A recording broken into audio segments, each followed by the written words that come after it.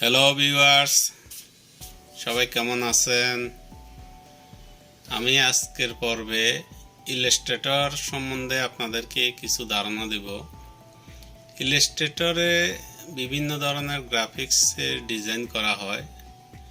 Graphics ডিজাইনের মাধ্যমে আপনি যদি স্বাবলম্বী হতে চান তাহলে আমাদের চ্যানেলের ভিডিওগুলো প্রতিদিন দেখবেন। আমরা চেষ্টা করব আপনাদেরকে গ্রাফিক্স ডিজাইন শেখানোর জন্য।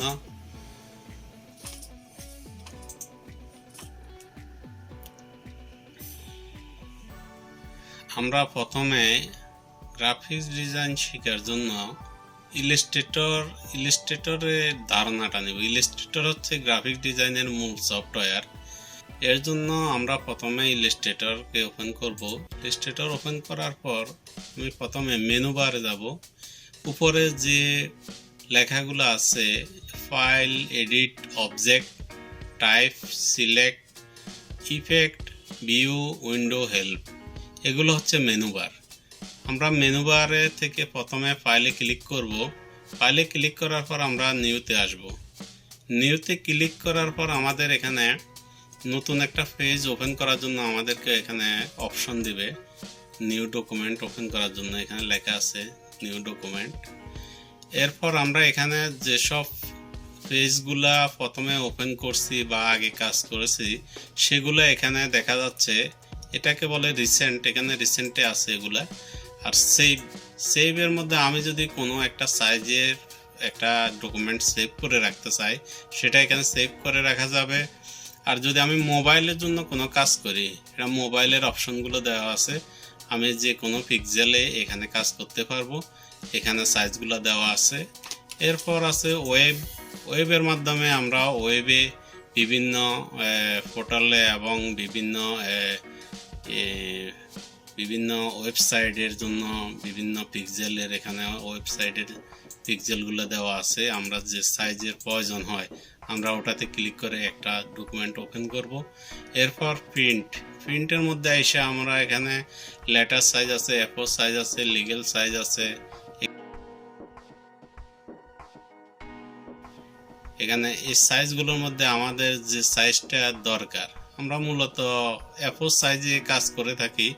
A4 বা লেটারে ক্লিক করে ওপেন করে থাকি। এর মাধ্যমে আমাদের পেজটা ডকুমেন্টটা ওপেন করা হয়। এরপর আছে ফিল্ম অ্যান্ড ভিডিও। আমরা যদি কোনো ভিডিও তৈরি করতে চাই প্রিমিয়ারে বা অন্যান্য ভিডিও সফটওয়্যারে, তাহলে এখানে সাইজগুলো দেওয়া আছে। ভিডিওগুলো আমরা কি সাইজের মধ্যে করব ওই সাইজটা এখানে দেওয়া আছে। যে সাইজে আমি ভিডিওর পিক্সেলটা নিতে চাই এখানে ক্লিক করে নিয়ে নিতে পারবো। এরপর আর্ট অ্যান্ড ইলাস্ট্রেশনের জন্য আমরা এখানেও বিভিন্ন সাইজ আছে। সাইজগুলো থেকে আমরা যে কোনো একটা সাইজে ক্লিক করে আমরা একটা নিউ ডকুমেন্ট ওপেন করতে পারি। আমি যখন গ্রাফিক্সে কাজ করব, আমি প্রিন্ট মিডিয়া নিয়ে কাজ করি, আমি প্রিন্টে ক্লিক করব। এজন্য আমাকে প্রিন্টে ক্লিক করার পর আমি এখানে A4 সাইজ আছে, A4 সাইজে ক্লিক করব। এখানে যদি আমি ফাইলটার নাম দিতে চাই সেটা দিয়ে দেব এখানে। এরপর আমার যদি সাইজের জন্য আমি ইঞ্চিতে কাজ করার জন্য ইঞ্চিতে ক্লিক করব। এখানে ইঞ্চি, পয়েন্ট, মিলিমিটার, সেন্টিমিটার, পিক্সেল এগুলো আছে। আমার মূলত দরকার হবে ইঞ্চিতে। আমি ইঞ্চিতে ক্লিক করব। এরপরে উইডথে আমি এসে এখানে সাইজ A4 এর সাইজটা আছে, এখানে A4 এর হাইটটা কত এটাও আছে। এর জন্য আমি এখানে ক্লিক করব। এরপর আমি ক্রিয়েটে ক্লিক করলে আমার একটা নতুন ডকুমেন্ট ওপেন হবে।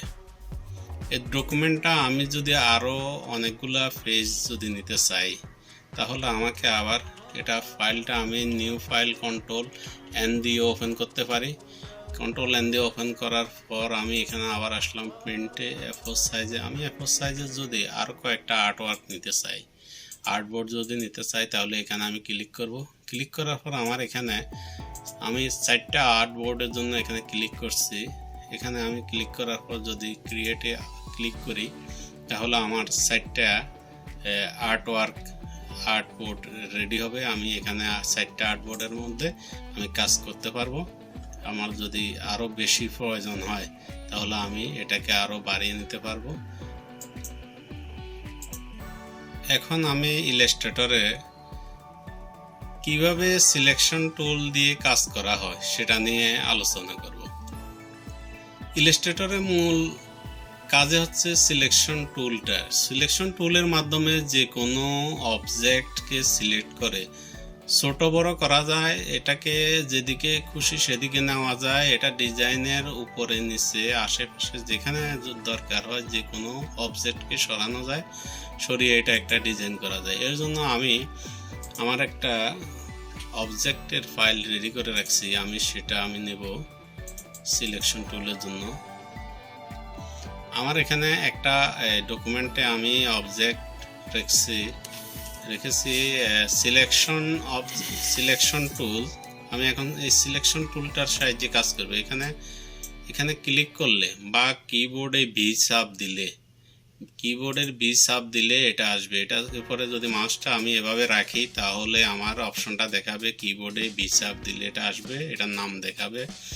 সিলেকশন টুলে ক্লিক করার পর এখানে তিনটা ভাগে অবজেক্টগুলো রেখেছি। এর মধ্যে এটা হচ্ছে সিঙ্গেল অবজেক্ট, এটা হচ্ছে গ্রুপ অবজেক্ট, এটা হচ্ছে ক্লিপিং মাস্ক।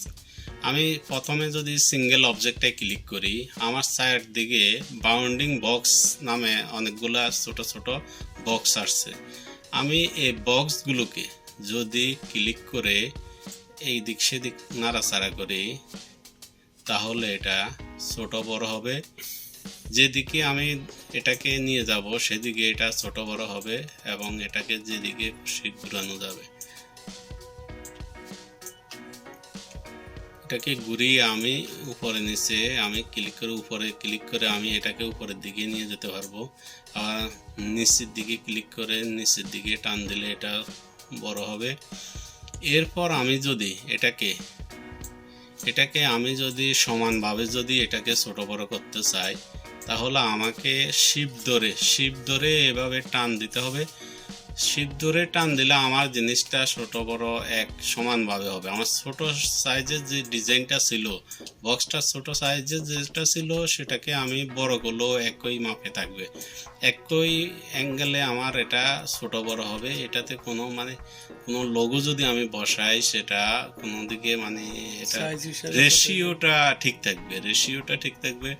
রেশিওটা ঠিক থাকার জন্য এটাকে শিপ ধরে এভাবে টান দেব। এটা যদি এই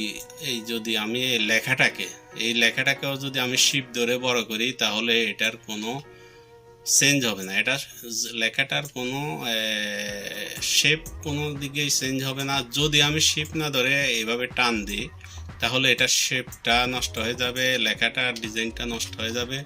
এজন্য আমাকে শিপ ধরে এভাবে টান দিয়ে বড় করতে হবে। সিলেকশন টুলের মূল কাজ হচ্ছে যে কোনো কিছু সিলেক্ট করে এটা ছোট বড় করা, এদিক সেদিক নাড়াচাড়া করা, এদিক সেদিক নিয়ে যাওয়া, এটাই হচ্ছে সিলেকশন টুলের কাজ।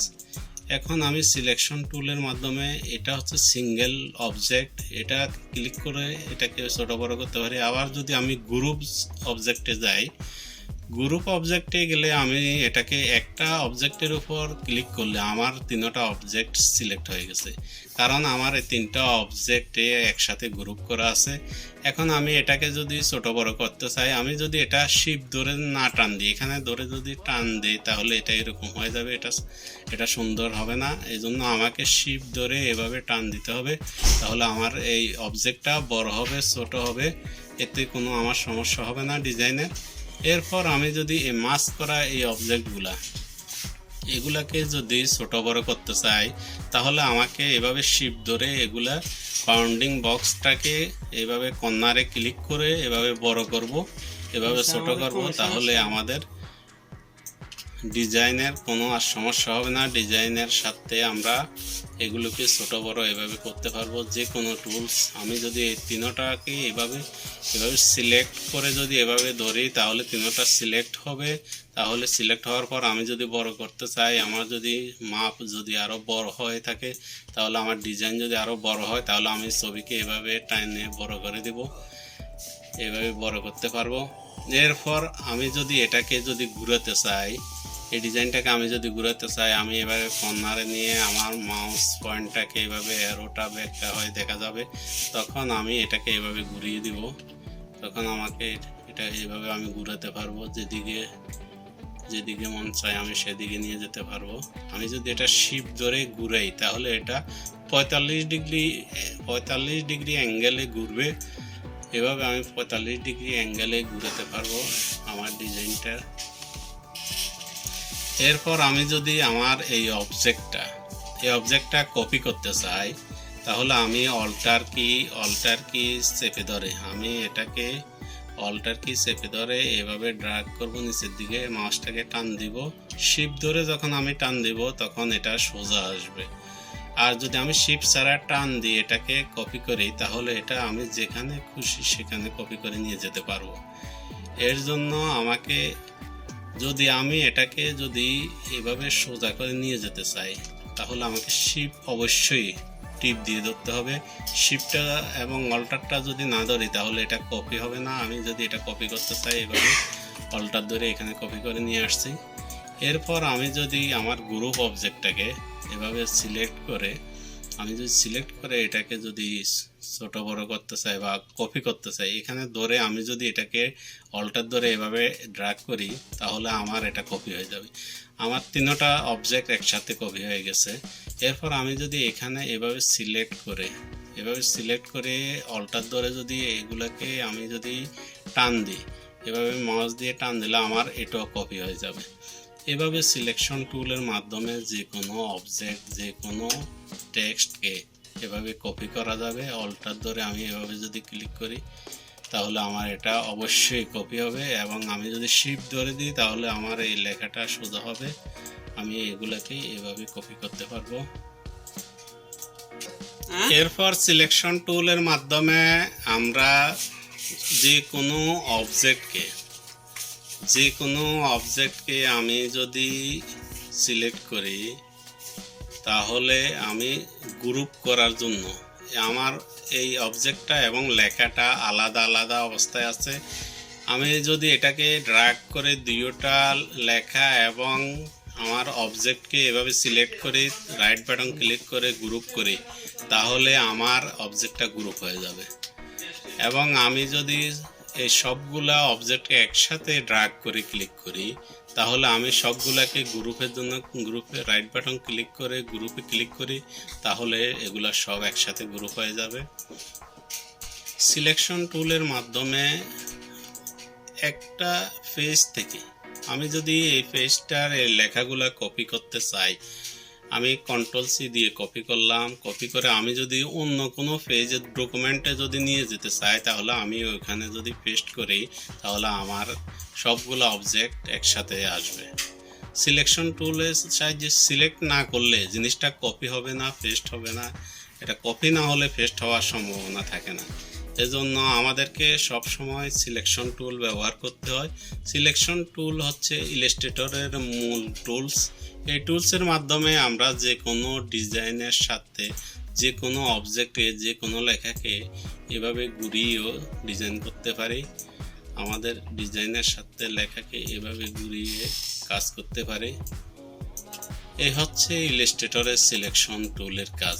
সিলেকশন টুলের সাহায্যে আরও অনেক কাজ করা যায়, সেগুলো আমরা ধাপে ধাপে দেখব। আজকে শুধু এই সিলেকশন টুলটাকে মুভ টুলও বলা হয়, কারণ এটাকে এদিক সেদিকে মুভ করা হয় বলেই এটাকে মুভ টুল বলা হয়। এই টুলের সাহায্যে আমরা বিভিন্ন ধরনের ডিজাইনের বিভিন্ন ডিজাইন করার সাথে ব্যবহার করি। ডিজাইনে এই সিলেকশন টুল হচ্ছে সবচেয়ে গুরুত্বপূর্ণ টুলস। আজকের পর্বে আমরা সিলেকশন টুল নিয়ে আলোচনা করলাম। পরবর্তীতে আমরা ডিরেক্ট সিলেকশন টুল কাজ কিভাবে করা হয় সেটা নিয়ে আলোচনা করব। ধন্যবাদ সবাইকে আমার সাথে থাকার জন্য। আমার চ্যানেলটি সাবস্ক্রাইব করবেন যদি আপনাদের ভালো লাগে। আমি পরবর্তীতে আরও ডিজাইন এবং টুলসের ব্যবহার নিয়ে আলোচনা করব। ধন্যবাদ।